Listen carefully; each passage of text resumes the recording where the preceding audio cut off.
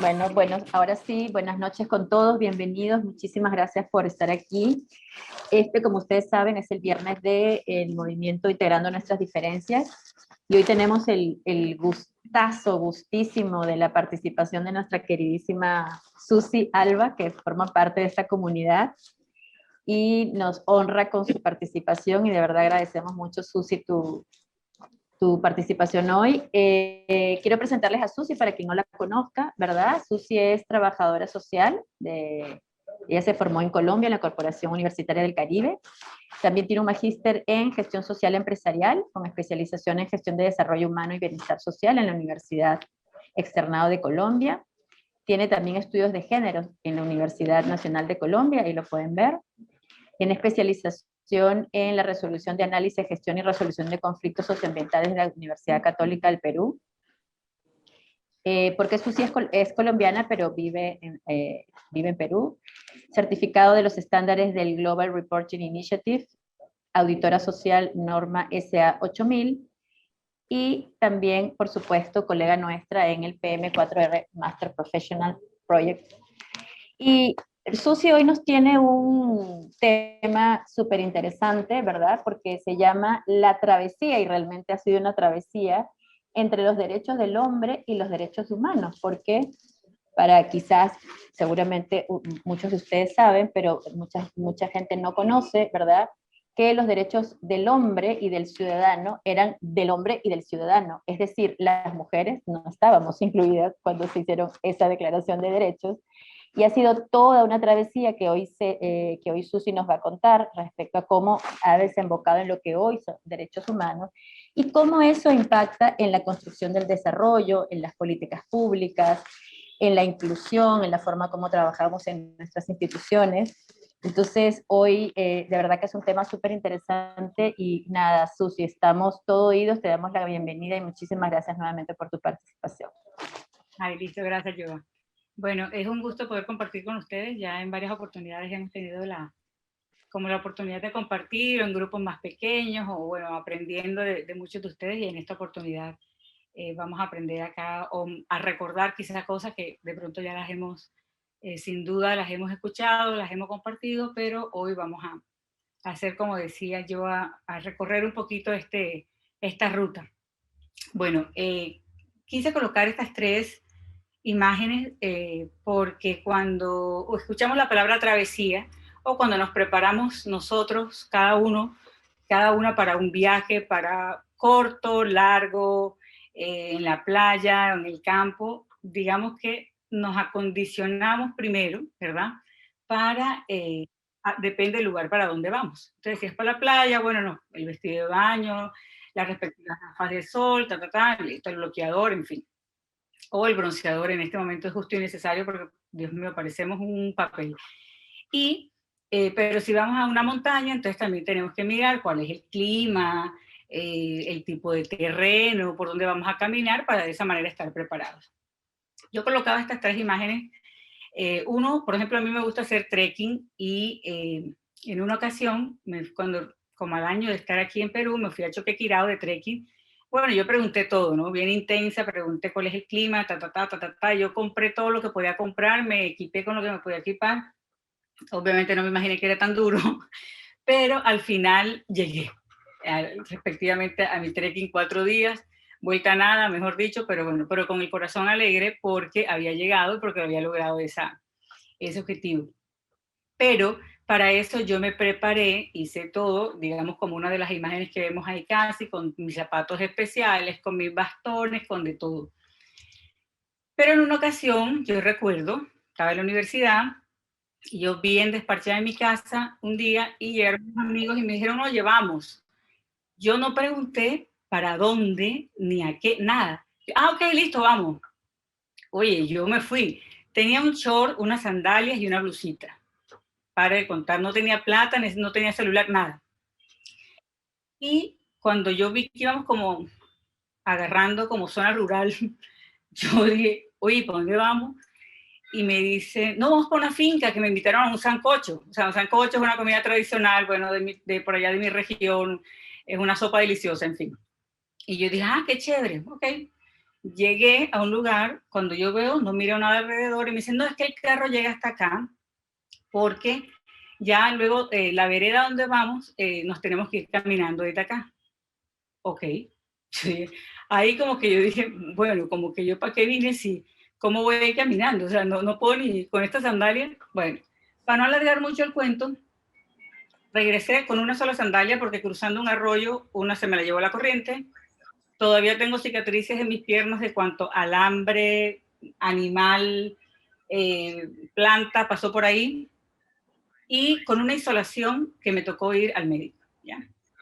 Entonces, eso para decir un poco que cada uno de nosotros, en este recorrido de la vida que estamos haciendo, definitivamente nos tenemos que preparar y prepararnos no solo desde lo teórico, sino también de cómo poder impactar con este tipo de temas en la construcción del desarrollo que hacemos, en los territorios donde vamos, las personas en las cuales tenemos alguna incidencia.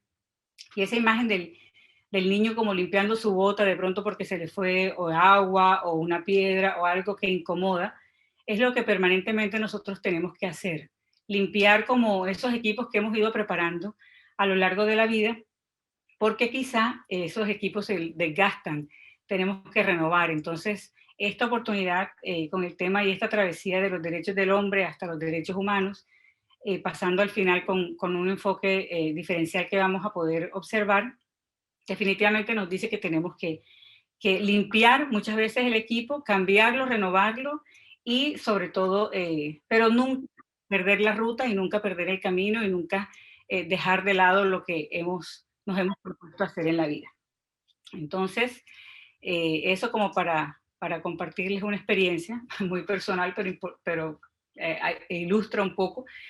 Bien, para empezar esta línea de tiempo de los derechos humanos, vemos que el primer referente de derechos humanos que existe es antiquísimo y vemos que es desde 539 a.C. con Ciro el Grande. ¿Y quién era Ciro el Grande? Bueno, fue un conquistador, conquistó Babilonia.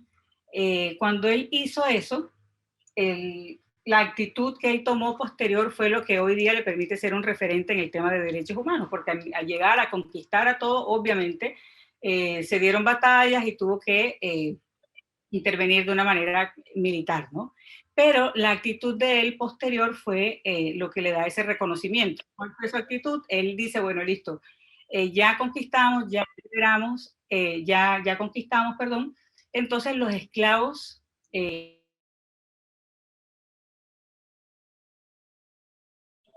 Te perdimos, Susi, no escuchamos. Susi. Sí, ya se ahora había sí. apagado el micrófono, ok. Entonces quedan libres los esclavos. ¿Y de qué eran libres o para qué eran libres? Para elegir su propia religión, primero, y decía que todas las razas que estaban ahí debían ser tratadas de una manera por igual. Entonces, eso se graba, esos decretos o eso que él imparte, los graban en un cilindro de cuero, en un lenguaje acadio, y es lo que se conoce como el cilindro de Ciro. Es el primer referente de derechos humanos que tenemos. De hecho, eso que está allí, que se grabó en ese momento en ese cilindro, está traducido actualmente a las 6 lenguas, 6 idiomas oficiales de Naciones Unidas, y es como es análogo a los primeros artículos de la Declaración Universal de los Derechos Humanos.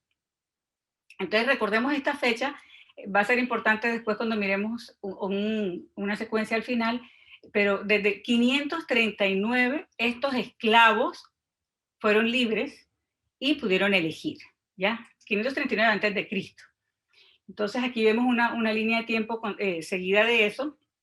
Vemos que en el 1215 el rey en Inglaterra firma la Carta Magna y es un referente también importante para de ahí de derechos humanos. Posteriormente en 1689 se declaran ya los derechos humanos, que era como la herencia que se había recibido o que se estaba trabajando desde 1215, posteriormente en 1076 la independencia de Estados Unidos. Entonces va fortaleciéndose un concepto, va fortaleciéndose la idea de que los hombres tenían unos derechos y ya eran en diferentes territorios. Posteriormente, en el 1789, con la Revolución Francesa, se va creando aún una lista mucho más larga de derechos humanos que podía tener el hombre o el ciudadano, como era reconocido dentro pues, de lo como nos explicaba yo al principio, ¿no? Luego en 1800 Napoleón, digamos que hace como un jaque al tema de derechos porque no lo reconoce, pero se retoma todo esto en 1819 porque los europeos se unen y vencen entonces a Napoleón y retoman entonces fuerza todo lo que ya se había trabajado en el tema de derechos humanos. Posteriormente, en 1820, se firman unos acuerdos para los derechos humanos en toda Europa, pero solo en Europa. En 1915 hay un gran referente y son las protestas de Gandhi en la India. Posteriormente a eso, en 1930 se reconocen ya esos derechos humanos en casi todo el mundo con esta revolución, por así decirlo, y este pacto de Gandhi. Y en 1939 se vuelve a poner en riesgo todo con la Segunda Guerra Mundial. En 1940 hay toda una coyuntura militar, de guerra, de todo, y están casi en extinción los derechos nuevamente porque ya lo que se había ganado en algunos terrenos o había nuevamente sido puesto en riesgo, pero en 1944, ya con la fortaleza que vienen algunos países trabajando, algunos grupos sociales, académicos del tema, se crea entonces, ya se dice, bueno, esto se necesita globalizarlo, se necesita enmarcarlo en algo y se necesita colocarlo en una institución. En 1945, entonces con la creación de Naciones Unidas, de la Organización de Naciones Unidas, se hace básicamente para reafirmar esa fe en los derechos humanos y básicamente entonces ya se enmarcan dentro de una organización que se forma justamente para eso, para socializarlos, para trabajarlos, para impulsarlos y para promoverlos, ¿no? Y sobre todo para hablar de alguna manera por estos derechos. Entonces vamos a hacer, esa era como una línea de tiempo. Entonces vimos que comenzamos en el cilindro de Ciro en el 537, 39 antes de Cristo. Ya vamos por el 1945 con la Organización de Naciones Unidas y con la Declaración de los Derechos Universales, o los derechos humanos, los derechos universales, sí. Entonces, ¿qué son? Digamos, eso, como les digo, es algo, voy a pasar como muy rápido por acá porque, digamos, ya lo hemos compartido, ya nos hemos formado en eso, ya hemos tenido la oportunidad de pronto de estudiarlo y bueno, básicamente los derechos son esas prerrogativas, son esas libertades fundamentales que tiene una persona y por el simple hecho de ser persona. O sea, tú simplemente, en teoría, naces, eres persona y ya tienes esos derechos adquiridos, ¿no? No tienes que tener nada más. ¿Y para qué? Básicamente, bueno, para ser, para tener y para ser. Y lo que vemos entonces de los derechos es que nacen a partir de una necesidad, de una demanda que yo tengo frente a algo que es una carencia, algo que me falta, y por esa necesidad, entonces yo reclamo algo que yo considero que me hace falta y que lo necesito, y que en este caso los derechos humanos como tal, lo pueden encerrar y que yo de ahí puedo casi que nutrirme o beber de eso que me hace falta.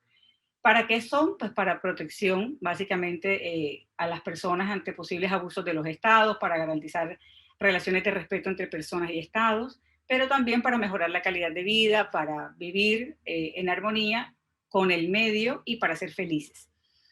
Eso de para ser felices, a veces, digamos, en este momento en el que todo está tan atormentado por todos lados, uno dice, wow, ¿hace cuánto se viene hablando de derechos humanos? ¿Hace cuánto se promulgaron y somos felices? Digamos, ¿aún tenemos necesidades? ¿O cuántos territorios o cuánta gente vive en medio de las necesidades, de las carencias y no tienen derechos humanos, pero sí son personas? Entonces, digamos, como que esto nos hace cuestionar cuánta falta hace aún todo esto en la vida, ¿no? En la cotidianidad de mucha gente. Para la cotidianidad de mucha gente, creo que ni siquiera son considerados personas y mucho menos son felices ni han vivido, ni viven en paz ni en armonía.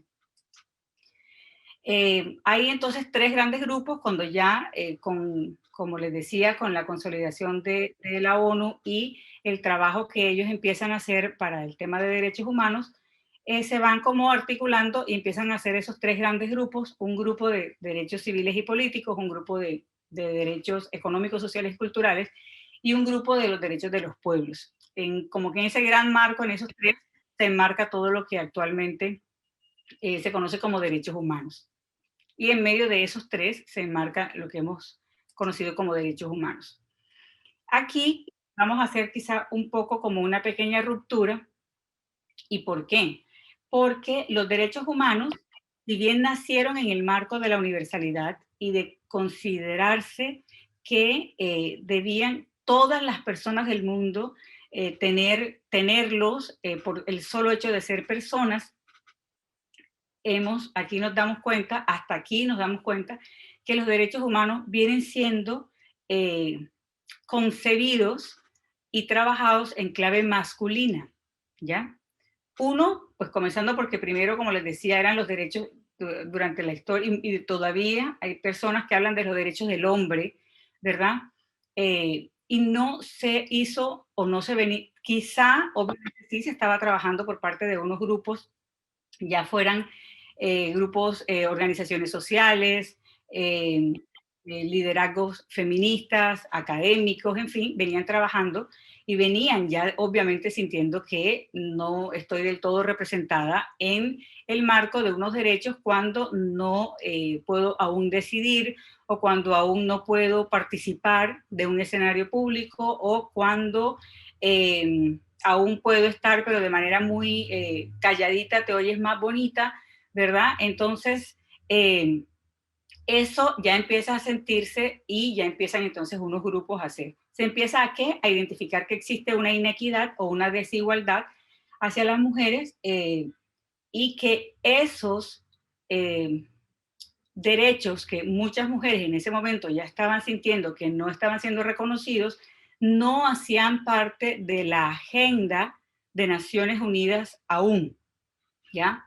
Entonces, estaban ya trabajándose o ya había el sentir, ya había toda una expectativa, ya había una motivación, ya habían toda una lucha por eso, pero no eran parte aún de la agenda.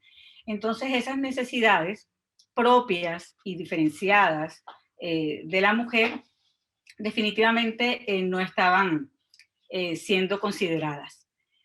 Entonces se trataban simplemente con un carácter diferente esos derechos o esas necesidades, donde ahorita que les decía que los parten básicamente de una necesidad o no, de una demanda, y se trataban entonces como unos derechos de cualquier otro estatus, otro carácter, pero se marcaba entonces la diferencia entre lo excluyente, porque al no estar yo ahí representada o al no ver que se me considera un derecho, lo que yo considero que es legítimo, como por lo menos mínimamente elegir o ser elegida, ahí empieza entonces ya a haber una connotación de diferencia.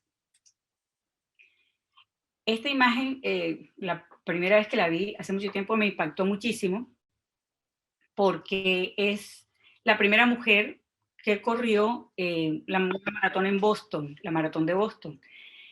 Ella allí la están expulsando otros hombres, porque, es decir, cómo ella nos va a irrespetar cuando estamos midiendo nuestras fuerzas, ella no puede estar porque es mujer, ¿ya? Y eso fue en el 1967, creo, por ahí. Y estamos hablando que ya existían los derechos humanos, ¿verdad? Estamos hablando de que ya Naciones Unidas tenía una agenda específica, propia, que venía trabajando, pero una mujer en una maratón no puede estar porque, o sea, es mujer.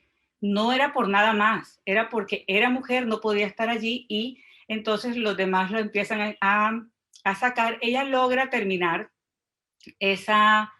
porque un grupo muy mínimo de hombres la protege y empieza como a correr alrededor de ella, pero durante el recorrido fue supremamente violentada por ser mujer y no tenía nada que hacer ahí, pues porque, imagínense, o sea, estaban midiendo la fuerza aquí de los señores, entonces como que otra señora va a venir por acá, pues como que a decirnos que ella es más fuerte que nosotros, o que tiene lo mismo, o que puede tener lo mismo que nosotros, ¿no? O la misma oportunidad. Ni siquiera hablemos de fuerza, la oportunidad de simplemente correr, hacer un deporte en una maratón. Entonces, miren, si recordamos las fechas, el 537-39 con el cilindro de Ciro, antes de Cristo, y se hablaba ya de que los esclavos podían ser libres y que es el primer referente de derechos humanos que existe. Todo el recorrido luego que hicimos por la línea de tiempo y llegamos en 1945, cuando Naciones Unidas ya habla de unos derechos universales para humanos, ¿no? Unos derechos humanos universales. ¿Pasó cuánto tiempo? Oigan, kilimil, porque si estamos hablando desde antes de Cristo hasta el 45. Ahora, del 1945 hasta 1975, es decir, 35 años, si no estoy mal, posterior a esa Declaración Universal de los Derechos Humanos de las Naciones Unidas, es cuando empieza a oficialmente hablarse en Naciones Unidas de que hay una diferenciación o que las mujeres tienen otro tipo de derechos u otro tipo de realidades que están siendo vulneradas, como es el caso de la violencia. Ya por primera vez, entonces en la Conferencia Internacional sobre la Mujer, se comienza y se llamó de hecho la década de la mujer, y arranca esa década de la mujer hablando o reconociendo ya que existe una violencia sobre ella.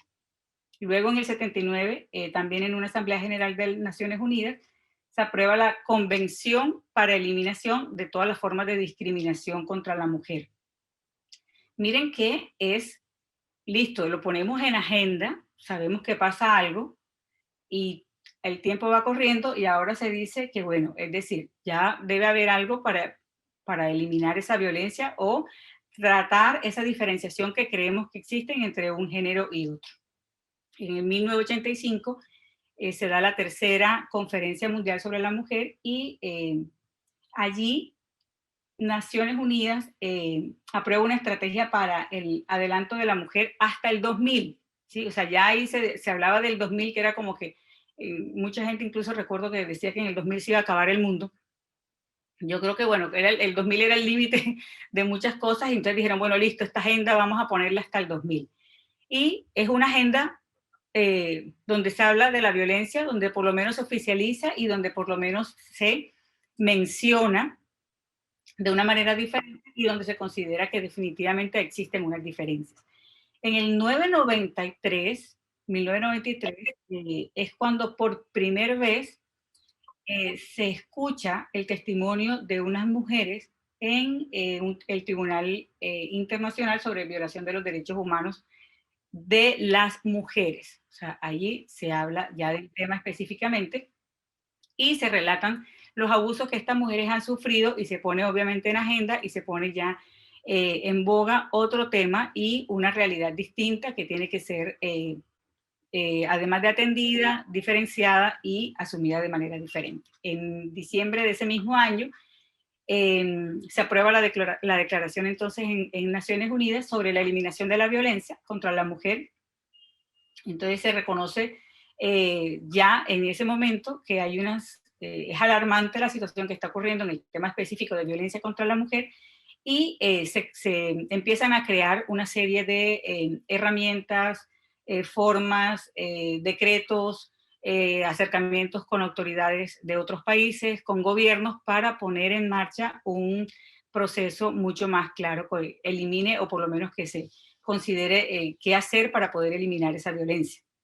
En 1994 se aprueba entonces por la Comisión de Derechos Humanos una resolución donde se nombra a un relator especial para poder examinar las causas y las violencias en contra de la mujer y a partir de allí, recuerden que habíamos hablado de unas mujeres que habían hecho ya un relato, eso se siguió y con todo lo nuevo que iba saliendo y a partir de allí, entonces se hace de manera internacional a eliminar la violencia regional, nacional e internacional, ya con unas cosas muy específicas que van saliendo con un relato de unas historias, ¿verdad? En el 1995, entonces ya se crea una plataforma en el marco, todo esto es en el marco de Naciones Unidas, se crea entonces una plataforma y unos 12 puntos específicos donde ya hay que analizar, se considera listo, ya ahí tenemos que ser sin duda algo de manera diferenciada, porque vemos que las realidades que viven unos y otros es diferente. Entonces, además de poder mirar y poder tener la claridad de que hay una diferencia en cuanto a esa realidad, es listo, ahora, ¿qué vamos a hacer? Históricamente, las mujeres han sido básicamente invisibilizadas en temas de derechos humanos, y hasta ahora se habla entonces de esos derechos de las mujeres, y se colocan unos 12 puntos en los que es importante tener entonces la mujer y la economía, la mujer y el trabajo, la mujer y el medio ambiente. Entonces son 12 esferas grandes sobre las cuales se coloca una agenda y se empieza a trabajar. Hasta el 2011, entonces, las 4 sesiones del sistema de las Naciones Unidas, que había les decía que ya había una relatoría para el tema de las violencias contra la mujer, entonces se adelanta, lo que hace es que se fusionan esas 4, digamos, órganos que trabajaban el tema de mujer, se fusionan y ya se forma entonces lo que es, o lo que hoy en día se conoce como ONU Mujer. Entonces ya es algo mucho más específico, sí tiene un enfoque ya diferente, no solamente desde lo conceptual, sino que ya se trabaja de manera mucho más comprometida con gobiernos, con estudios, con investigaciones que van arrojando una serie de información y una serie de resultados para poder de esa manera así asimilarlo y de esa manera también trabajar. Bien, les decía que este tema, particularmente cuando a mí me gusta, obviamente, trabajarlo, pero también me gusta invitar a las personas con las que trabajo, que muchas veces son hombres, eh, y también mujeres, y es que le quitemos debemos como liberarnos un poco de los miedos o los temores o todo el casi, no sé, pánico que muchas veces nos representa o nos significa la palabra feminismo. ¿Y por qué les digo? Porque lamentablemente en muchos escenarios donde he estado casi que se sataniza el término, se sataniza la palabra y termina satanizándose cualquier iniciativa que venga de un grupo de mujeres, sean feministas o no, o sea, simplemente un movimiento social de mujeres que esté trabajando por una realidad específica. Entonces, a mí me gusta siempre como invitar a liberarnos un poco de eso. Y bueno, digamos, acá lo hemos estado como experimentando y hemos estado hablando y obviamente si estamos generando desarrollo creo que tenemos otra mentalidad, pero sí es importante que cuando estemos en esa cotidianidad de nuestras áreas de trabajo, de nuestros equipos de trabajo, de nuestros equipos de proyectos, nosotros si tenemos la oportunidad ya de tener una vivencia o una experiencia diferente, también podamos tener esa visión para que el otro pueda de alguna manera, sin un carácter impositivo, poder también esa persona discernir un poco con respecto a que debe ser diferenciado. Las políticas públicas tienen que ser puestas en clave de mujer, muchas cosas, porque de no hacerlo nos vamos a estar quedando con replicar modelos que vienen de manera histórica y no estamos atendiendo realidades muy específicas que están viviendo las mujeres en nuestros territorios. Entonces, les decía que esta evolución indiscutiblemente ha sido liderada por muchos movimientos feministas, por movimientos sociales de mujeres, sobre todo el tema de derechos económicos, ha sido puesto en boga por ellas específicamente porque básicamente también hay toda una connotación en el tema del trabajo doméstico, del costo que tiene ese trabajo doméstico para un país. Incluso se pueden sacar ya como la relación de lo que valdría, lo que equivale en el PIB de un país, todo el trabajo que las mujeres realizan de manera privada, de manera doméstica y de manera no remunerada, ¿no? En cuanto a la crianza, educación, cuidado, en fin. Entonces, estos movimientos han ido fortaleciendo cada vez un poco esto. Ya obviamente hay todo un conocimiento, ya en muchas regiones, en muchos gobiernos están trabajando el tema, pero sin embargo no es suficiente y por eso todavía en los territorios, en los proyectos donde estamos trabajando, encontramos que esos análisis de derechos económicos es fundamental hacerlos a la hora de proponer iniciativas, a la hora de plantear proyectos, al momento de trabajar herramientas y qué tipo de herramientas voy a trabajar con unos y otros para de esa manera poder también recaudar o recolectar una información que va a ser muy valiosa al momento de yo plantear una mitigación, no sé si es un tipo de proyecto que estamos haciendo de identificación social, cómo voy también a identificar ese tema de riesgos sociales con respecto a la mujer, con respecto a la economía de la mujer en un territorio y con respecto a la facultad de que las mujeres también tienen unos derechos y de los cuales pueden empezar a liderar y a gozar, ¿verdad? Básicamente. Esto, por algo que vamos a ver ahorita más adelante, quiero que nos quedemos también como con este referente y es que para las mujeres implica mucho el derecho al trabajo. ¿Y qué tiene que ver o qué implica esto? Pues implica la capacidad obviamente de una autonomía económica, pero también las mujeres están luchando permanentemente y las luchas hoy en día se están dando también con respecto a la autonomía física. Entonces es el tema del control sobre mi propio cuerpo. Entonces vemos que en territorios donde han sido históricamente reconocidos, históricamente han sido territorios de violencia, de conflicto armado, vemos que la mujer sigue hoy en día siendo fortín de guerra para el grupo que llega, no importa cuál sea, no importa si es legal o ilegal, porque las acciones son exactamente las mismas. Y la autonomía en cuanto al poder participar y en cuanto a la toma de decisiones. Entonces, el derecho al trabajo, que ahorita vamos a tocar algo muy importante con respecto a una realidad ya muy específica con esta pandemia, ese derecho al trabajo tenemos que fomentarlo, valorarlo, comunicarlo y tratar permanentemente como de compartirlo y de hacer que muchas mujeres podamos tener acceso cada vez más a trabajo, a información, a digitalización, a tecnología, porque eso, sin duda, la connotación que tiene es bien importante al momento de romper ciclos de violencia. Yo recuerdo cuando hablábamos, creo que era, no me acuerdo si era Gladys, la que trabajó un tema que hablaba también sobre el desarrollo, sobre los derechos humanos y en proyectos de desarrollo, algo. Y ella preguntaba algo como, ¿cuántas mujeres creen que se quedan con el agresor no sé, no recuerdo exactamente la pregunta, pero bueno, algunas personas dijeron, no, 30%, no, 60, no, 80, y al mostrar ella la estadística tan cruda y tan dura, era el 90 y algo por ciento, creo. Entonces, ese 90 y algo por ciento ayuda a reducirlo el hecho de la autonomía. Entonces, por eso es tan importante tener estos procesos y donde quiera que lleguemos a intervenir en un proyecto, en un proceso, en una consultoría, en una orientación, en una asesoría, debemos nosotros tener siempre el enfoque y por eso me parecía importante el tema y es porque esto nos pone en clave de solución, nos pone en clave de identificar que algo diferencial está pasando, que no lo puedo dejar pasar, que históricamente ha estado invisibilizado, pero que nosotros como generadores de desarrollo no podemos seguir invisibilizándolo, sino que tenemos que hacer algo, ¿verdad? Porque sí tenemos en nuestras manos algo que hacer. Entonces, eso es fundamental.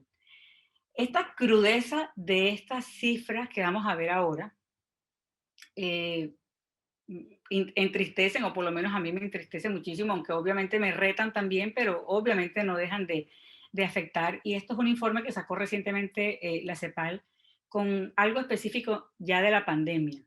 Entonces miren todo lo que ha pasado. Desde 538 a.C. se está hablando de los derechos del hombre.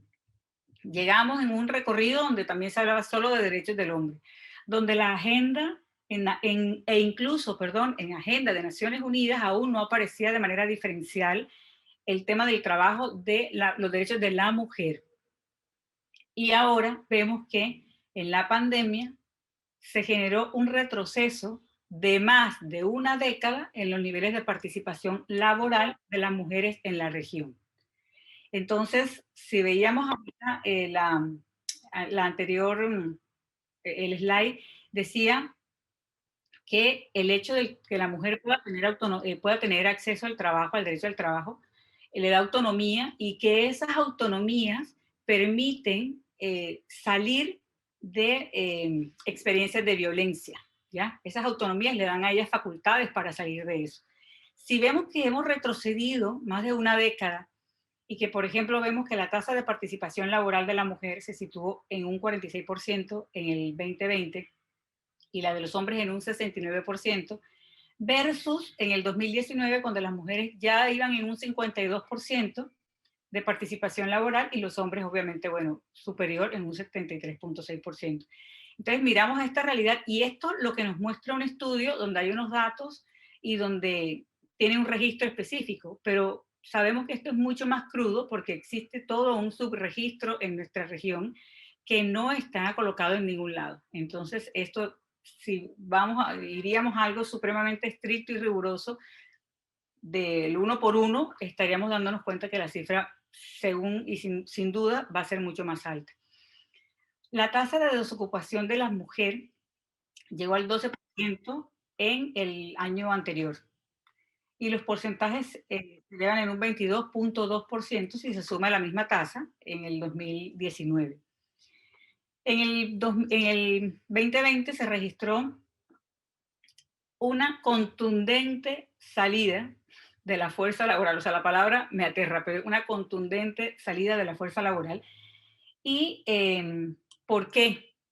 Pues porque los niños ya no estaban yendo al colegio, porque era virtual y alguien tenía que cuidar a los niños en la casa, porque por lo general, como veíamos ahorita de la tasa de ocupación, de los primeros cargos que se salió fue de las mujeres, ¿verdad? Y entonces, no han podido recolocarse de manera laboral porque aún sigue la pandemia, aún siguen los niños en casa, aún sigue la demanda del cuidado. Cuando se ha enfermado alguien en la familia, pues las mujeres son las que han estado pendientes de este cuidado. La caída en el Producto Interno Bruto regional ha sido de 7.7%. Y el impacto de esa crisis, obviamente, con el empleo está afectando negativamente los ingresos de los hogares. Entonces, todo esto, con una cifra peor esta sí parece, mejor que la película de terror completa, y es que alrededor de 118 millones de mujeres latinoamericanas se encontrarían en situación de pobreza. 23 millones más que en el 2019. O sea, solo con un año, año y medio ya que llevamos de pandemia, o sea, incluso estas cifras son a corte del 2020, imagínense ya en la mitad del año, de lo que vamos, cuánto más ha ido creciendo esta cifra. Cuántas más mujeres empobrecidas, cuántas más mujeres en los territorios completamente sumidas y sometidas a algo todavía más triste y más doloroso. ¿Y cuál es? Un 73.2% de las mujeres empleadas en el sector de la salud, el 73.2% de las personas en el sector de la salud son mujeres, ¿ya? Y este sector ha sido, sin duda, el sector que en este momento ha estado en una primera línea atendiendo lo referente a la pandemia, pero también el cuidado de la casa, pero también no podemos dejar de trabajar porque no hay ingresos, porque todo ha encarecido o porque la situación, uno de la casa se quedó sin trabajo y el otro no puede permitirse pues, no generar ingresos. Entonces, todo esto es una suma, y vamos viendo cifras, y son cifras, como les decía, crudas, duras, porque esto está sumando y esto cada día está llevando a empeorar una situación en la que ya, digamos, habíamos estado ganando, y retroceder en un año, más de una década, es completamente triste, ¿no? Porque, o sea, digamos, obviamente la pandemia, bueno, ya no la esperamos, nadie indiscutiblemente estaba preparado para esto, nadie quería que esto pasara, pero lamentablemente pasó. Y ahora viene entonces, ¿qué vamos a hacer nosotros o qué estamos proponiendo nosotros desde nuestros equipos de trabajo, desde nuestros proyectos, desde nuestra intervención en un territorio, en un grupo, en una empresa, para que esto pueda ir un poco rearmándose y todas esas brechas que se fueron, que han crecido, se pueda ir un poco acercando, ¿no? Que es básicamente como lo que decíamos al principio. Creo que es lo valioso de trabajar estos temas, y es que no hacernos los ciegos frente a este tema, sino que hay que evidenciarlo y también ver qué puedo hacer yo desde donde estoy en este momento trabajando. El trabajo remunerado doméstico se caracteriza obviamente por una alta precarización, porque en su mayoría es además ocupación femenina, y se dice que alrededor de 13 millones de personas trabajaban en esto, y ya no, porque igual no pueden hacer el trabajo doméstico remoto, ¿ya? Entonces, encima también tuvieron que irse hacia sus casas a cuidar a los suyos, o cuando hubo todas estas confinamientos que fueron totales, pues indiscutiblemente entonces mucha gente por temor, por algo, o por, mira, ¿sabes qué? No vengas, no me llames, yo te llamo, a la señora de la limpieza, a la persona que cuida a los niños, a la niñera, porque ya estábamos todos en la casa, porque nos daba miedo por el contagio, por lo que fuera, pero vemos que son 13 millones además, además que es precarizado ese tipo de economía, pero era una ocupación, generaban un ingreso, era, digamos, algo formal, por así decirlo, porque muchas personas sí tienen de estas personas afiliadas, muchas personas sí reconocen ciertas bondades laborales, ¿no? Entonces miramos que el 56,9% de las mujeres en América Latina y un 54,3% en el Caribe, además, se encontraban ocupadas en los sectores que más han sufrido. ¿Cuáles han sido? El turismo, por ejemplo. La ocupación de mujeres en el sector turístico es bastante alto, sobre todo en el Caribe. Entonces, este sector ha sido totalmente golpeado, obviamente, porque ya no hay viajes, por seguridad, por todo lo que ya conocemos de la pandemia. Y por más que se ha ido reactivando un poco en algunos lugares, obviamente no se van a reconstruir todos estos puestos de trabajo para las mujeres de un momento a otro. Entonces, todavía peor, ¿no? Tras de que la desocupación aumenta, encima los sectores más vulnerados, como manufactura, eh, industrias, textil y el turismo, es el donde hay mayor ocupación de mujeres. Y esto que viene ahora también es sumamente delicado, sumamente doloroso, y por lo cual también debemos mirar qué hacemos nosotros. Y es que más de 18 millones de mujeres perdieron el acceso a la anticoncepción, a los métodos anticonceptivos. Entonces, miren, todo esto son, definitivamente los números hablan, y nos hablan de una manera en este momento muy dura. Y todo esto ha pasado en un año de pandemia, porque esto fue con corte al 2020. Entonces, imagínense todo esto que ha pasado, qué pasa con mujeres que han dejado, que ya no pudieron acceder a la anticoncepción, pues embarazos no deseados, ¿verdad? Estos embarazos no deseados pueden estar llevando a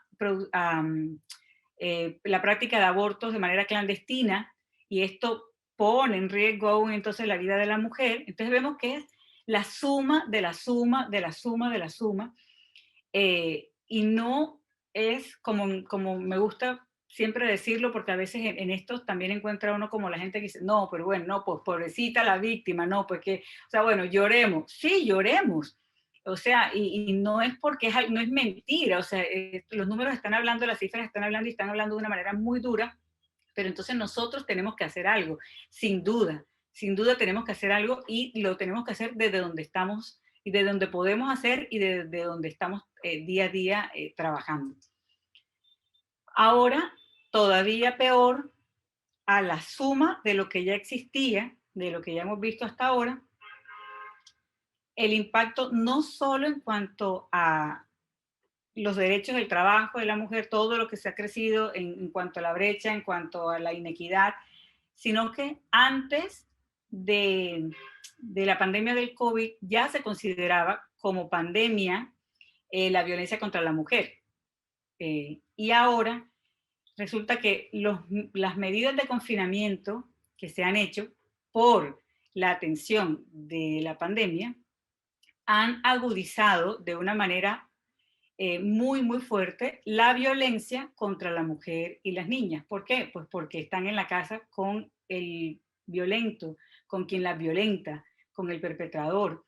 Entonces, peor aún, se va sumando y se va generando todo un engranaje de cosas que es como cuando se genera una pelota de esas de lana que tú intentas como, al principio la llevas como de manera organizada y ya después, y cuando tú intentas, o bueno, para mí el ejemplo más claro es cuando uno intenta guardar las luces de Navidad y tú las sacas de la caja y es perfecto, las pones, ¿no? Y decoras tu árbol, todo. Cuando tienes flojera y lo estás desarmando, tú, como sea, metes las luces. Al siguiente año que uno intenta sacar esas luces, tiene que pasar uno no sé cuánto tiempo para poder desenredar y al final muchos dicen, ay no, ya que se dañen estas luces y quizás compro otras luces que están baratas, ¿no? Como porque ya es imposible desenredarlo. Así de enredado estamos viendo nosotros a estas realidades que son supremamente duras. Entonces, si vemos estas cifras, por ejemplo, según la Organización Panamericana de la Salud, en América Latina y el Caribe, 1 de cada 3 mujeres ha tenido alguna experiencia de tipo de violencia física o sexual a lo largo de su vida. Y según la CEPAL, en 33 países de la región, durante el 2019, las cifras de mujeres asesinadas por el solo hecho de ser mujer fueron alrededor de 3.800, solo porque eran mujeres. Entonces, como pues yo soy el dueño del mundo, yo sí tengo derechos porque yo soy los derechos del ciudadano y el ciudadano sí tiene derechos, entonces, bueno, matémoslas a ellas porque, bueno, ¿quién las mandó, no? Que fueran mujeres. En Perú, las llamadas de emergencia para los casos de violencia de género aumentaron en el 2020, durante la pandemia, en un 43%. Y de enero a agosto iban 74 feminicidios por cifras del ministerio y todas estas víctimas fueron justo porque quedaron aisladas y confinadas con sus agresores, ¿no? Entonces son cifras que pues que sin duda nos tienen que mover bastante y nos tienen que mirar a reflexionar un poco hacia qué podemos hacer. Bueno, definitivamente desde la ONU Mujeres viene trabajando de manera muy fuerte, hacen todo lo posible desde sus estamentos, desde su asistencia técnica, desde el acercamiento a los gobiernos, desde todo el trabajo de cooperación que hacen, el aporte, la financiación, en fin. Y han creado como 4 grandes grupos, por así decirlo, con lo que le están llamando a las comunidades a trabajar y a los gobiernos, y son justo para la pandemia, es el acceso a la atención porque se ha perdido, uno porque habían unas casas, en algunos países tenían como unos hogares de paso o unos hogares de protección cuando la mujer era violentada, pero esos hogares muchos se cerraron por la pandemia, porque obviamente por el contacto, bueno, en fin. Entonces, otro porque ya no puedo ir hasta la comisaría a denunciar porque estamos confinados y no puedo salir. Entonces, es buscar formas de que la mujer pueda acceder a esa atención. Otro punto eran pues las alianzas con organizaciones para poder mirar y colocar en clave de diferencia, en clave de mujer, en clave de que algo está pasando y no lo podemos dejar pasar, hacer unas alianzas con otras organizaciones.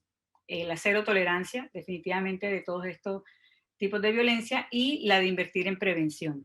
Entonces vemos que en Perú hay varias iniciativas con el ministerio, en Colombia también hay varias alternativas, bueno, y en Latinoamérica también cada uno de los países está haciendo de alguna manera algo para poder trabajar en este tema. Sin embargo, no es suficiente, ¿no? Todavía existen esas barreras, todavía existen como eh, esa, esa dificultad para poder llegar a acceder a la justicia, básicamente, para poder acceder a los servicios de atención, y eso genera sin duda entonces una mayor impunidad para los perpetradores o para las personas que violentan. Es importante que tengamos en cuenta que normalmente cuando el acceso a la justicia es también muy cruel, sumamente nefasta las formas como se busca acceder a la justicia o cómo se le orienta a la mujer para que acceda a la justicia. En alguna oportunidad estuve haciendo un trabajo con este tipo de, bueno, con fiscalías, con estas personas que atienden todo esto, y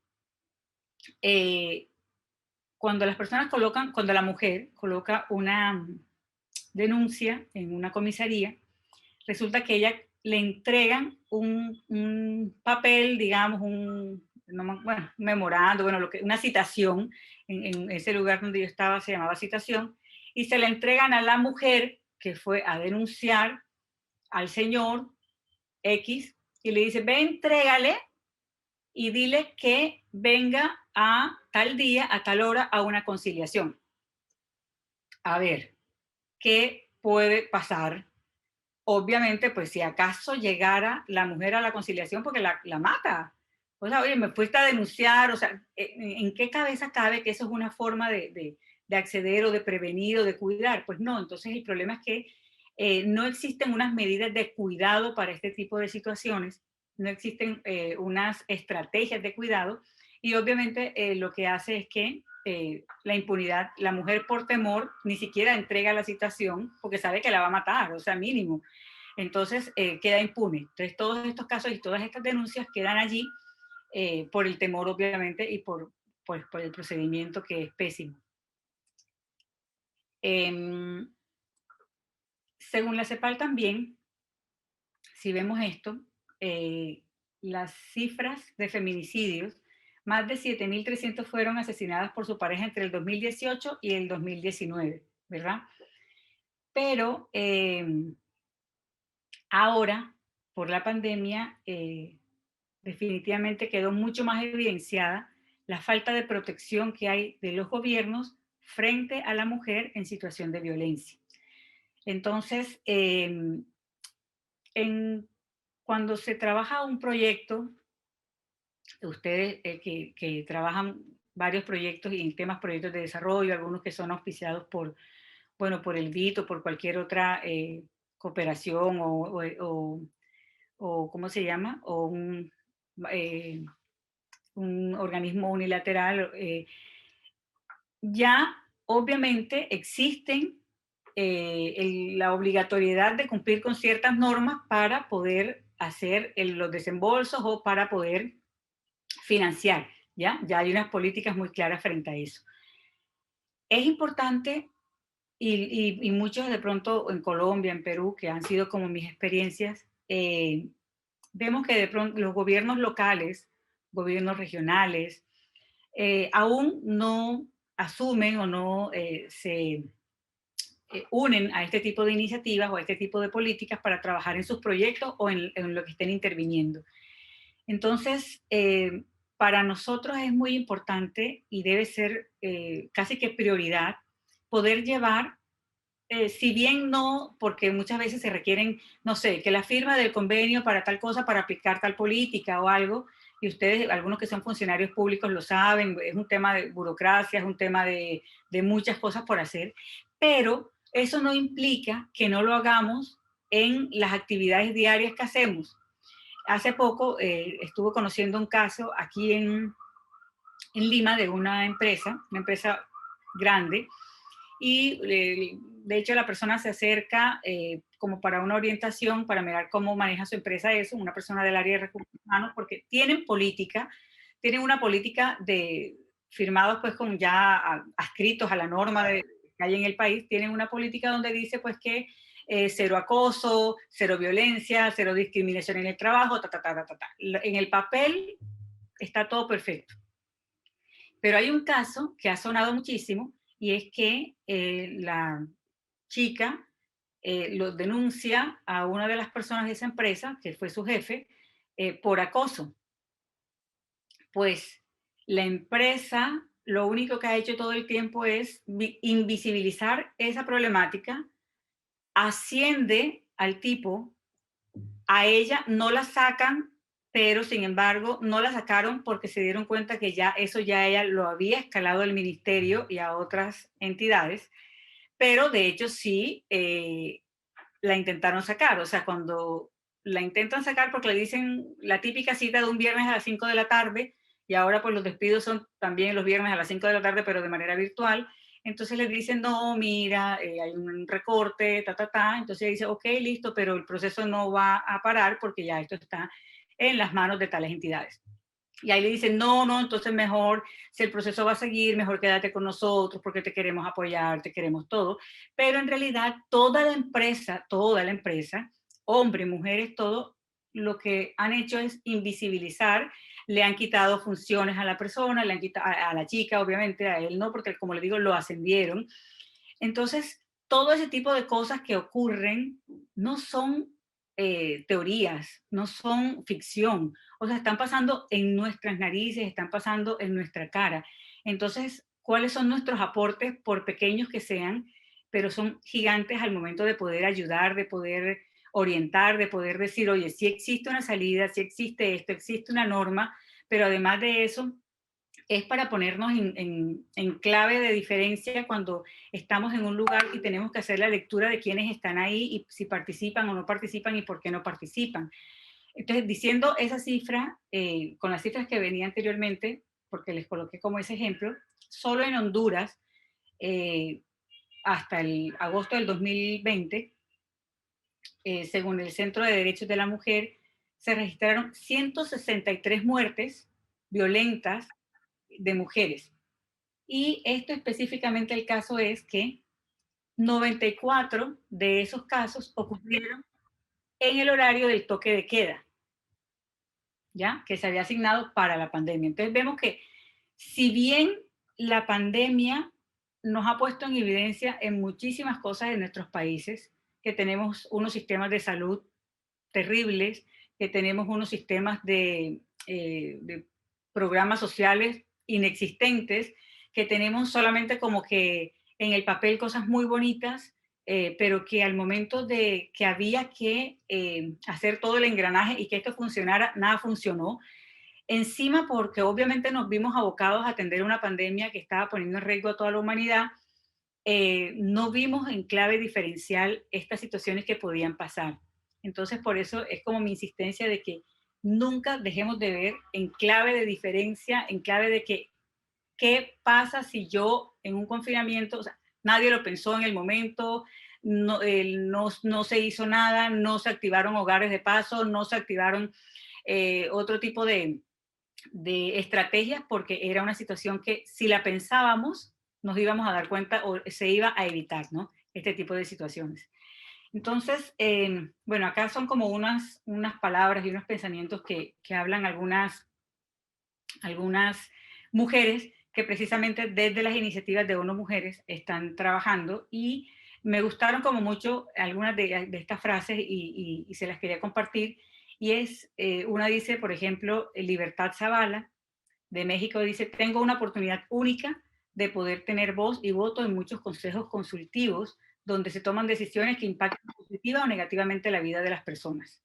Para mí fue muy sorprendente darme cuenta de que yo estaba tomando esas decisiones y he encontrado esta oportunidad de ser voz y tomar decisiones en espacios muy reducidos donde hay pocas mujeres. Eso me llena el corazón.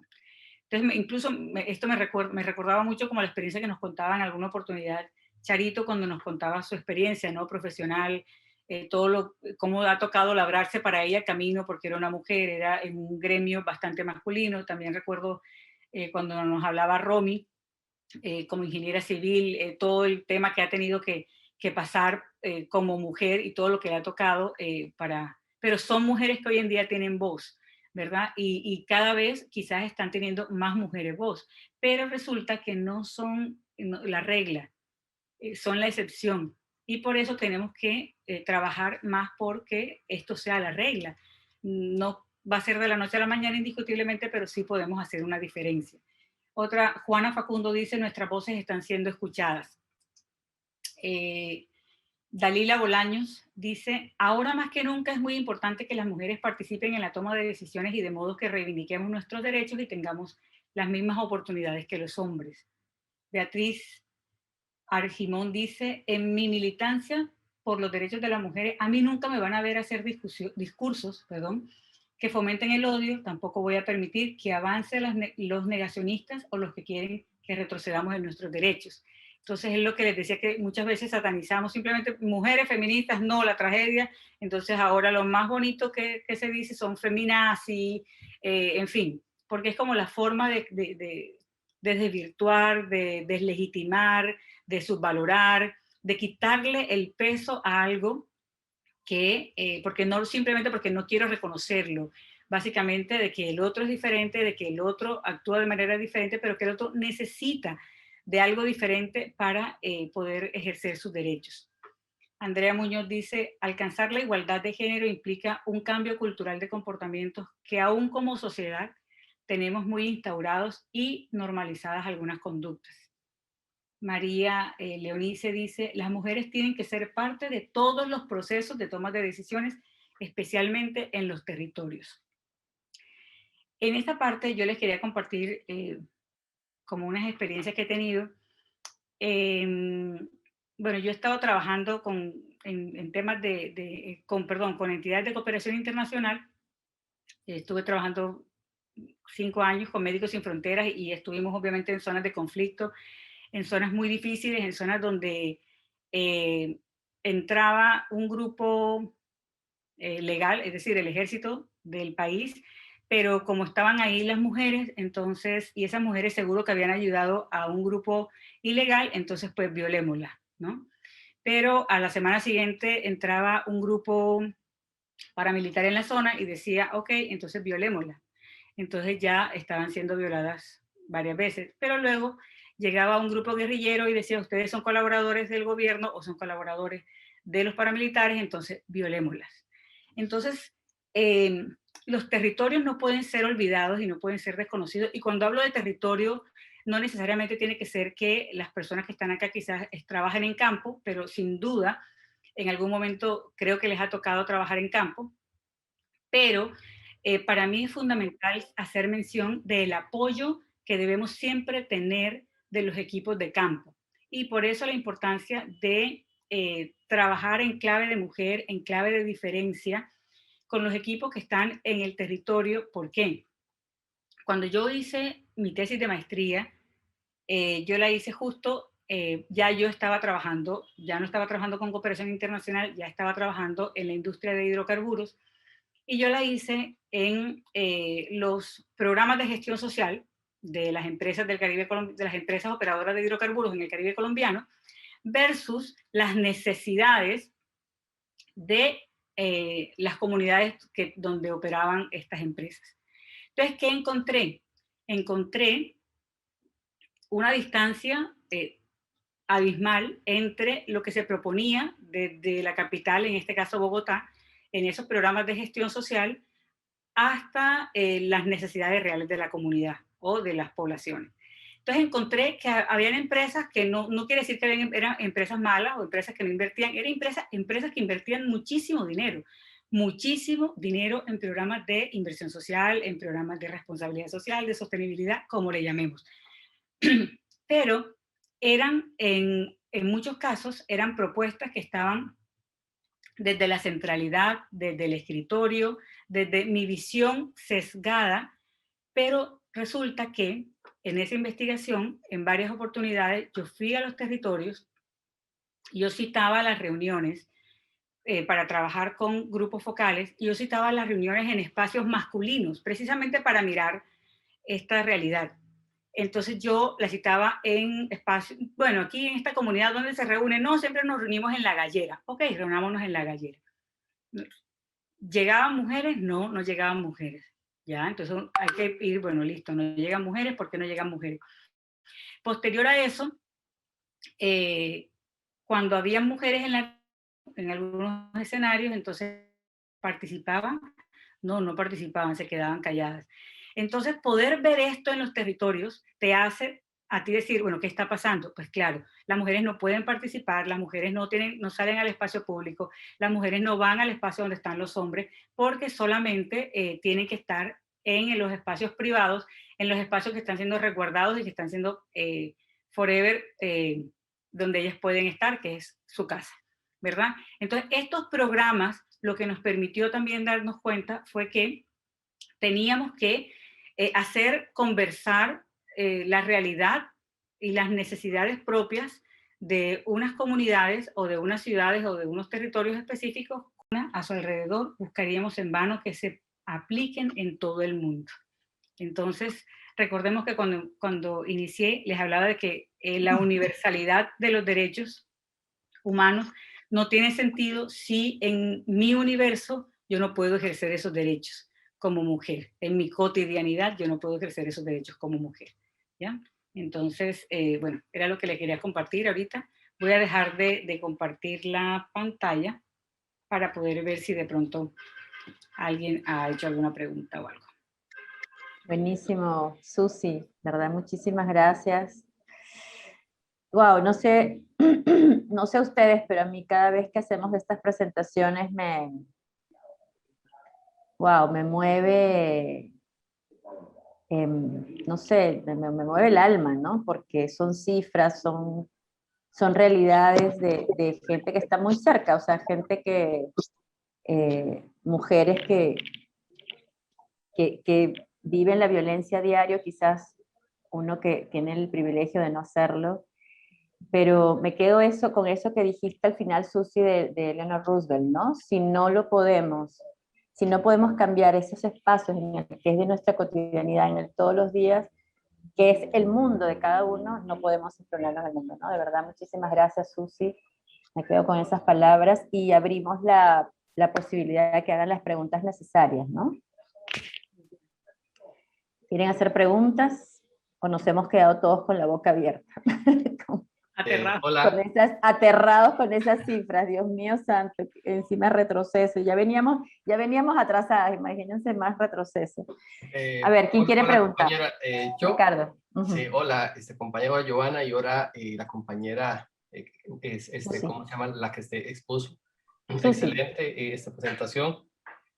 Uno se queda realmente asustado y yo no sé en qué momento de la humanidad van a entender, en qué momento van a comprender las sociedades o aquellas personas que todavía viven en ese modelo mental arcaico de que la mujer es inferior o que la mujer no sirve para nada, sabiendo que vienen de una mujer, sabiendo que los parió una mujer, sabiendo que los crió una mujer, y todavía sabiendo, y por experiencia mía, las mujeres son más ordenadas que los hombres, tienen la capacidad de estar en 2 veces a la vez, nosotros no. Y la mujer es más fuerte en los dolores. O sea, uno o la mayoría de nosotros somos pendejos en los dolores. En su sentido más, en su esencia más grande, la mujer es más fuerte que los hombres, no físicamente, sino moralmente y espiritualmente. Yo he visto, en mi caso, sí, lo he visto cómo una mujer aguanta que se le muera un hijo, soporta, le da apoyo al marido, le da apoyo a los otros hijos y la mujer sigue de pie. Por eso digo, no sé hasta qué punto todavía quedan en este siglo esas mentalidades arcaicas, prehistóricas, estúpidas, no sé llamarlas, no sé si cabe el término estúpido, ¿verdad? De aquellas personas, inclusive, no sé si se da el caso, digamos, ¿cómo se llama? Que hayan mujeres mismas que van también a favor de esto, no sé si se da el caso, ¿verdad? O sea, yo me asumo que sí, habrá mujeres que también se ponen esta cuestión. No sé, cada uno como un sinsabor a esas alturas que estén estas cosas y todavía lo ve uno que muertes, asesinatos, simplemente no sé, uno no, o sea, a menos a mí no me cabe en el cerebro, no me cabe en ninguna cuestión. Y algo que mi mamá me enseñó desde pequeñito y a todos nosotros fue: a la mujer no se le pega ni con el pétalo de una rosa. Desde pequeñito nos hizo eso. A la mujer no se le pega ni con el pétalo de una rosa.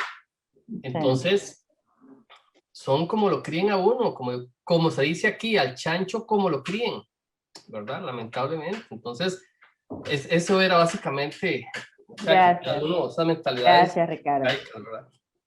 Gracias. Un gusto. Gracias, Ricardo, por la reflexión. Hay una pregunta, Susi, Dice, ¿qué diferencias ves entre diferentes partes del mundo en el contexto de los derechos humanos y la posición de la mujer? Bueno, mira, definitivamente en este momento el continente europeo nos lleva a una gran ventaja con respecto al posicionamiento de la mujer frente al ejercicio de los derechos. Digamos, ha sido más contundente el tema de poder ser considerada la mujer como un sujeto de derecho, ¿verdad? Y dejar de ser ese objeto de deseo, porque aún dentro de en nuestra región de América Latina, sí definitivamente la mujer sigue siendo considerada un objeto de deseo. Aún no se le considera como sujeto de derecho, por más que existan políticas y por más que existan avances en ese tipo de cosas, pero lo que vemos en cuanto a cifras definitivamente nos muestra que estamos bastante lejos de estar al nivel de Europa en cuanto a esa diferencia, en cuanto a eso. Ahora, hay países que están trabajando mucho más el tema que otros. Hay voluntad política, y aquí la voluntad política es fundamental para el trabajo de este tipo de temas en los países o en las regiones. Vemos que cuando les decía de satanizar, de demonizar, de verdad que es, a veces tú dices la palabra género y te salen 100 banderas rosadas y azules y dices, con mis hijos no te metas.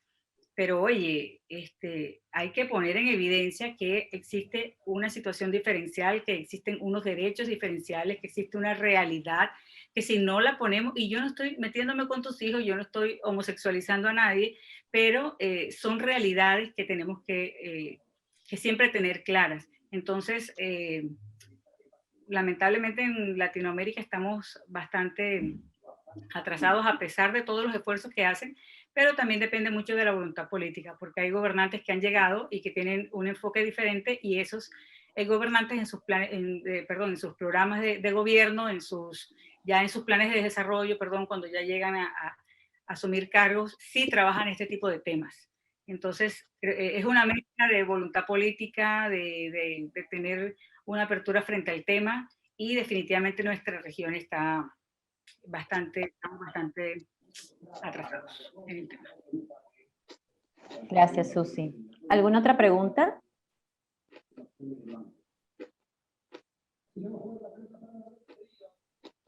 ¿Caro? Sí, si me permites, Sí, claro. felicitaciones, Susana, súper interesante tu presentación, sobre todo con estadísticas que son crudas, como mencionó Ricardo.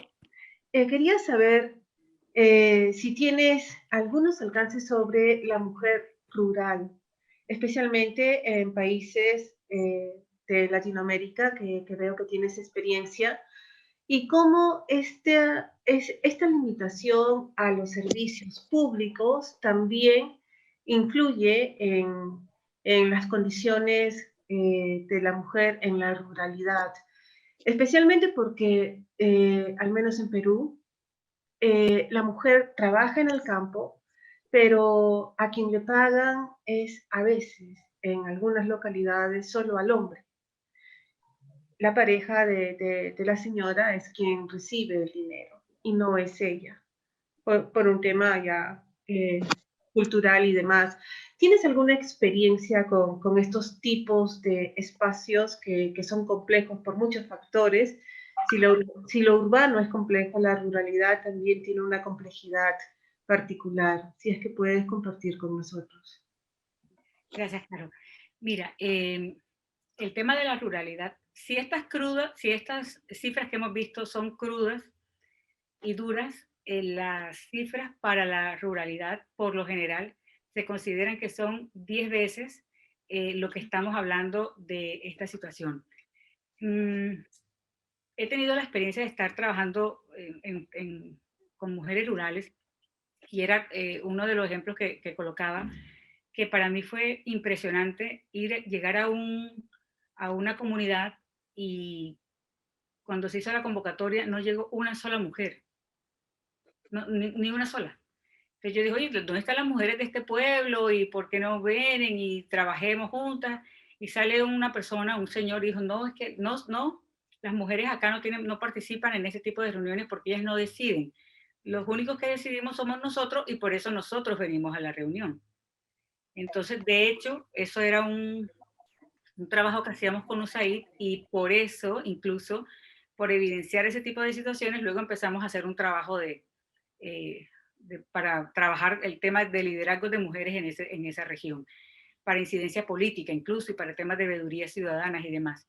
El tema es supremamente complicado en la ruralidad, es muy fuerte y estas cifras son peores, sobre todo porque el acceso a cualquier posibilidad de llegar, si hemos hablado, si decíamos que 18 millones de mujeres han perdido el seguimiento de métodos anticonceptivos y estamos hablando de lo urbano, ahora por excesos, porque estamos hablando que esto es un tema de que no, los programas los cerraron, la gente ya no podía ir, no había un domicilio o un delivery que lo llevaba, en fin, ahora en lo rural, donde para salir se necesitan de yo no sé cuántos transportes para poder llegar a la cabecera municipal más cerca.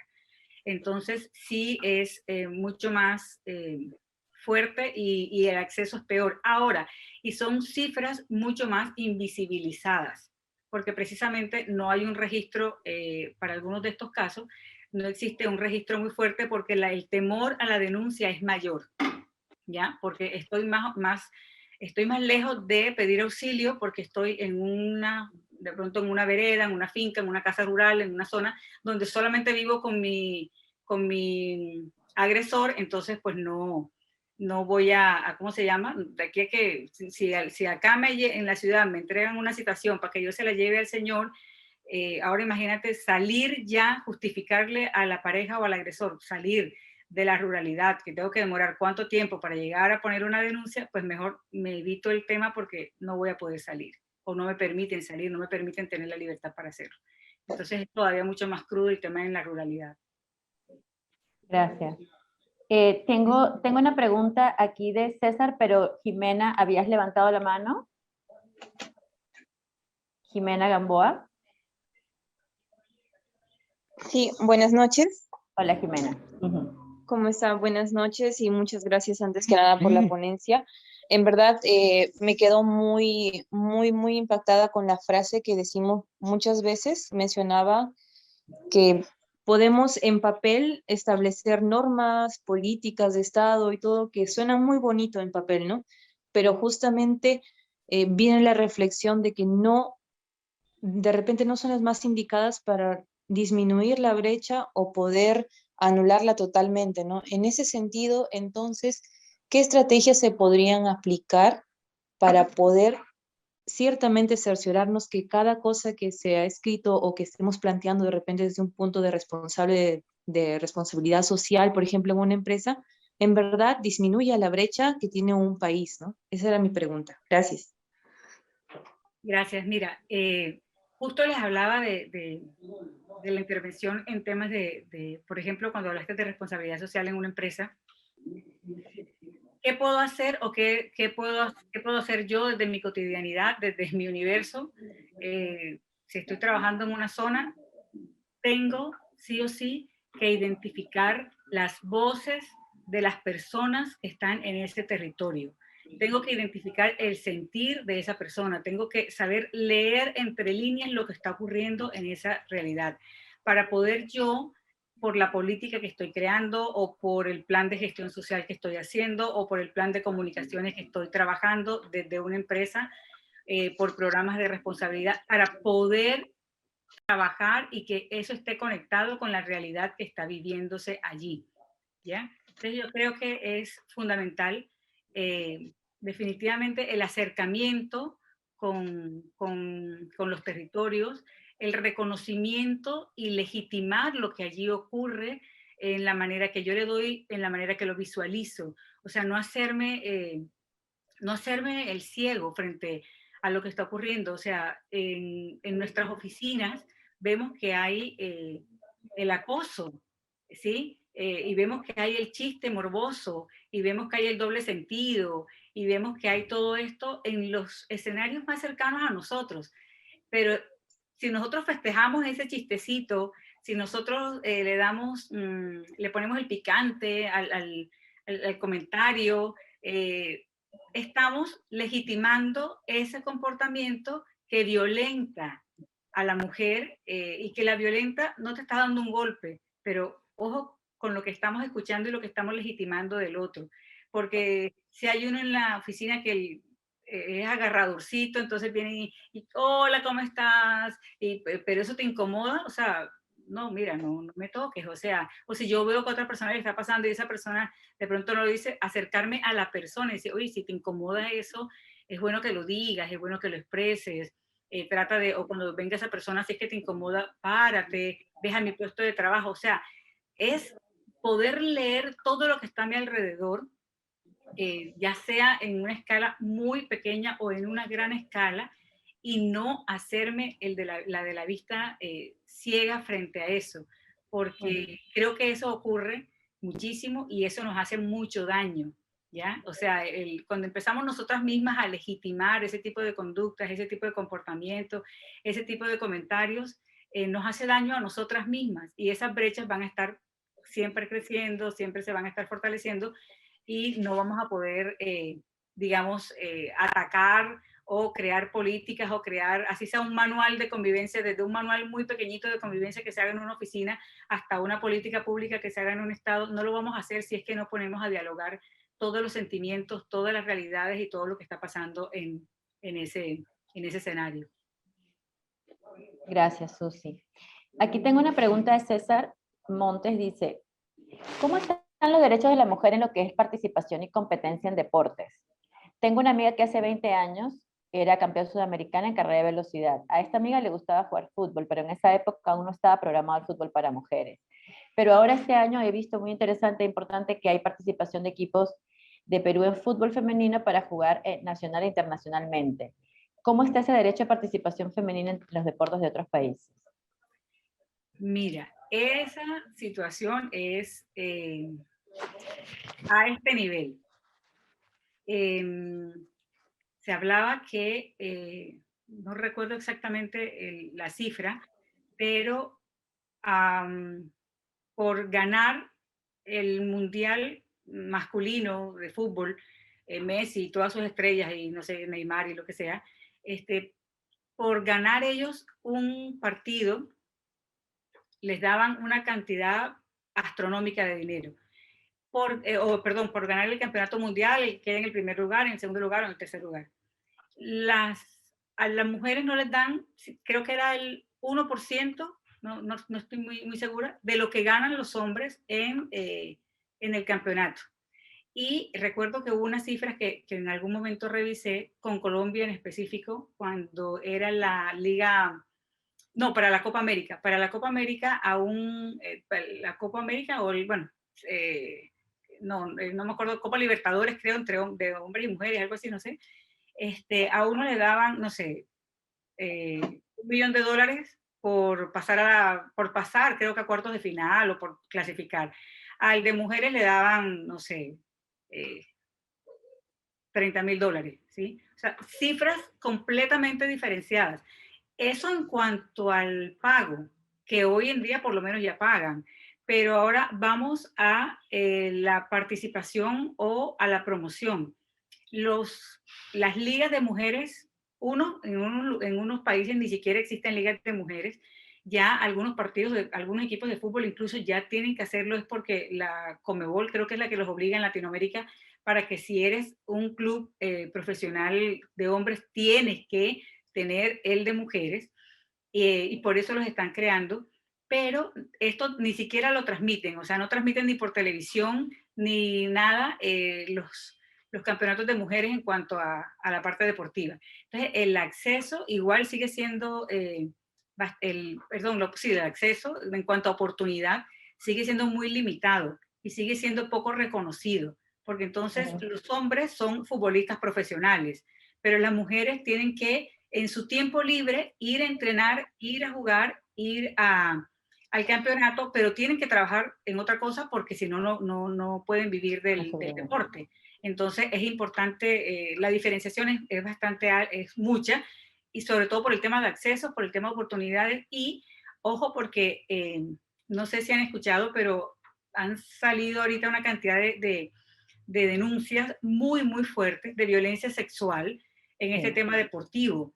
Entonces, grandes países, potencia, Estados Unidos, una cantidad, están denunciando que durante el tiempo para acceder a los Olímpicos o para acceder a tal posición o para acceder al equipo, te cobran básicamente sexualmente el acceso.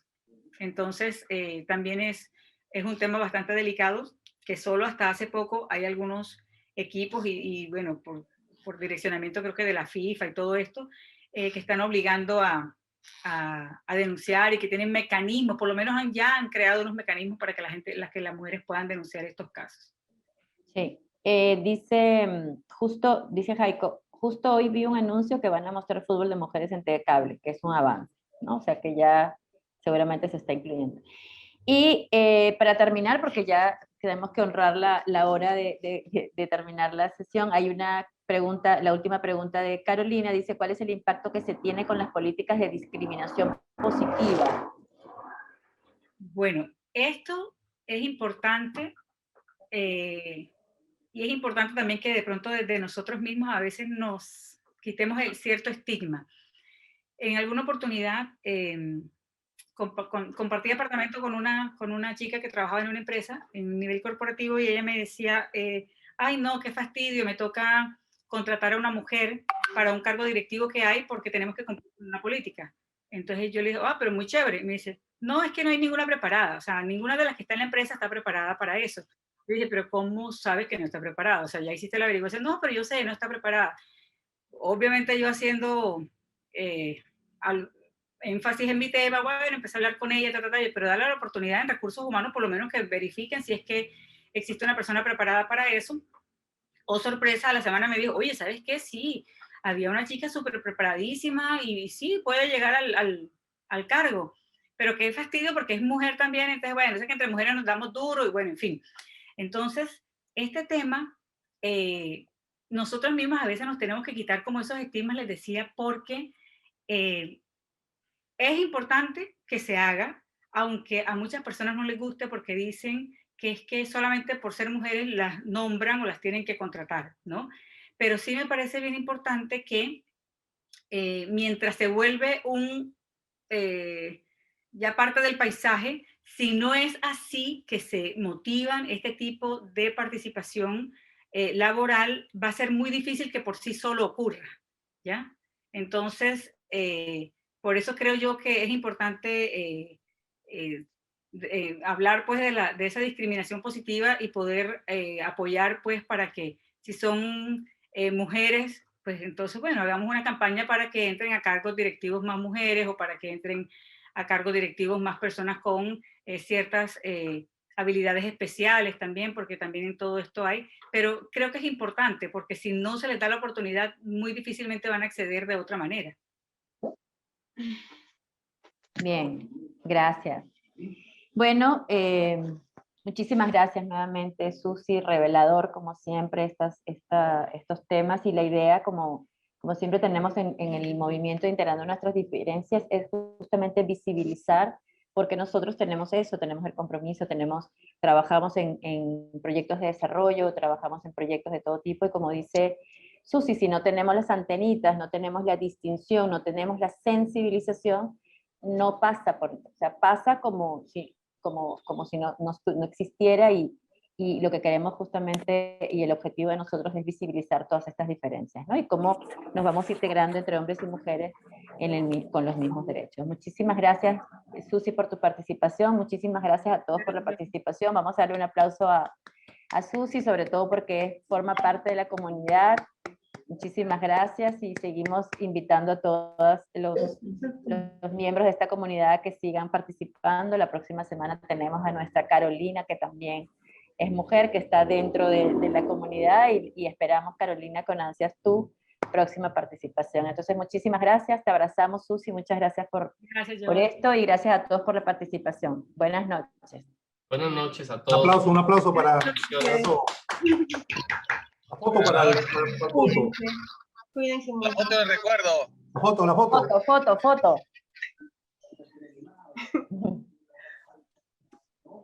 A ver, a ver. Listo. Listo. Excelente, amigos. Un gusto. Nos vemos la próxima semana. Gracias. Hasta luego. Ah, cuídense. Hasta luego. Chao. Buenas noches. Bye. Bye. Buenas. Hasta luego. Chao, chao, Bendiciones. amigos. Chao, cuídense. Un abrazo.